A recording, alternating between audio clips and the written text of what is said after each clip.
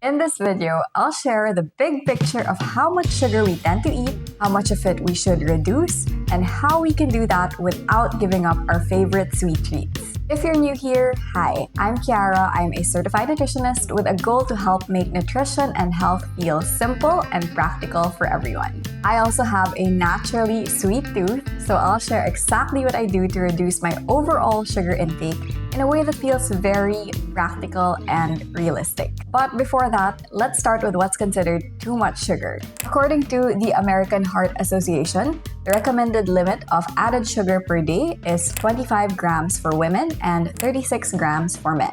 When we say added sugar, we're talking about sugar that's added to food during processing. So those are things like white sugar, brown sugar, coconut sugar, honey, and maple syrup. So yes, while honey is a little bit healthier than white or brown sugar, we still need to consume it in moderation. Honey is still considered an added sugar, so it falls under the limit set by the AHA. And for reference, 1 tablespoon of honey already has 17 grams of added sugar. That's already more than half the daily limit for women. Natural sugars, on the other hand, are sugars that naturally occur in foods like fruits or dairy. These are not part of the AHA limit, and they come with other health benefits, so we don't need to worry about reducing them too much. So again, for women, the daily limit is 25 grams of added sugar. That's equivalent to 6 teaspoons of sugar, which you can get from 1 regular chocolate bar or 1 medium-sized bakery cookie.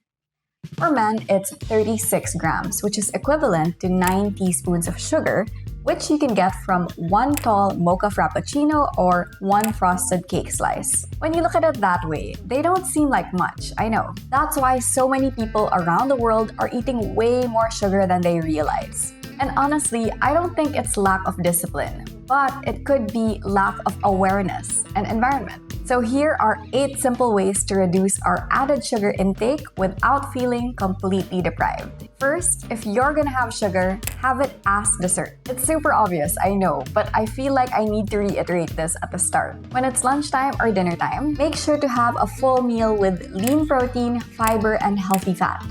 Having a full meal complete with these macros will naturally edge out your desire to eat a whole pint of ice cream afterwards. So this will help with reducing the portion of your dessert and really making sure that you have your sweet fix in moderation. That could be having a scoop of ice cream, a small piece of chocolate, or a small slice of cake, and then being satisfied with that. The protein and fiber from your main meal will also slow down the absorption of the sugar from your dessert, which will help prevent further sugar cravings and energy crashes. Now, you might have heard that sweet breakfasts are a major no-no. It is a no-no if it's naked sugar or carbs, meaning you have it alone on an empty stomach. An example is Nutella on white bread or sugary cereal and nothing else. But the key here is to add, don't restrict. If you feel like having something sweet in the morning, just think of what you can add to it to make it more balanced and nourishing. Something with, again, protein, fiber, and healthy fats. One of my favorite sweet breakfasts is Greek yogurt sweetened with a bit of honey, frozen berries, pumpkin seeds, maybe some ground flax seeds, peanut butter, and cinnamon. It has protein from the yogurt, fiber from the berries, and healthy fats from the peanut butter and seeds.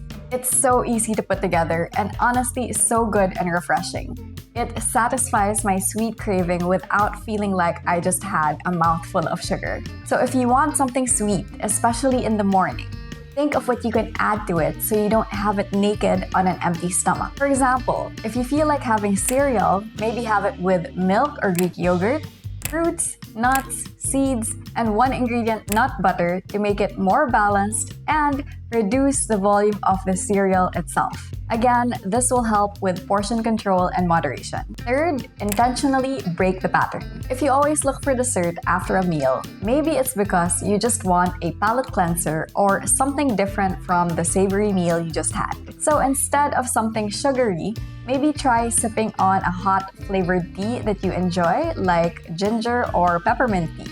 It'll be like a nice ending to your savory meal or a nice post-meal routine. And as a bonus, it helps ease bloating as well. Try doing this as often as you can until it becomes a habit or something you actually look forward to. Next, Maximize bananas. Bananas are our friend.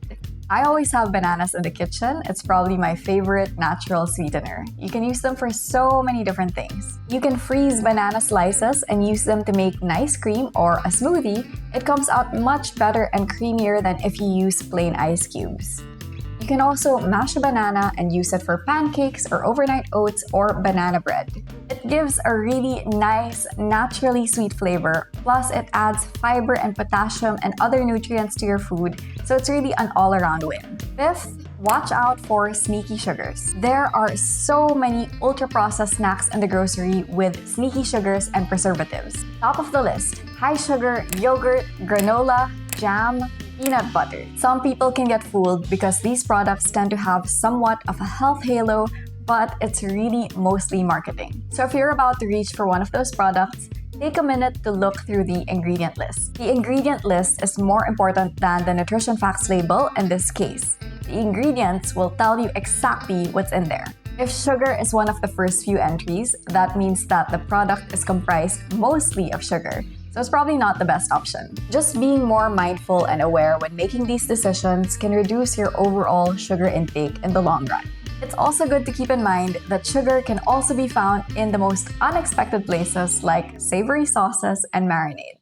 Maybe it can be hard to avoid this when you're in a restaurant and you can't control how much sugar they add to their sweet and sour pork or teriyaki chicken. So all the more reason to be wary about adding a store-bought sugary granola to your diet on top of all of that. So since we want to ditch or reduce sneaky sugars, let's try to focus on snacks with wholesome ingredients. These are the super simple, minimal ingredient foods. For example, fruits, roasted nuts and seeds, dates with peanut butter, homemade chia pudding. You can also make something that you can enjoy throughout the week. If you love jam, it's super easy to make a wholesome version without preservatives.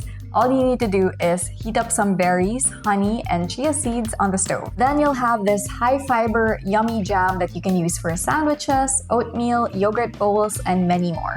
Seventh, if you can, ditch sugary drinks. One tall frappuccino already has 36 grams of added sugar, as mentioned earlier. When you're consuming liquid calories, you don't feel as full compared to when you're eating them whole. So you might end up drinking more of it than you should, or maybe even eating more afterwards. I personally prefer to eat my sugar than drink it. So if you can stick to wholesome drinks like water, black coffee, tea, kefir, things like that, your sugar allowance can be saved for something more satisfying, like a cookie if you want it.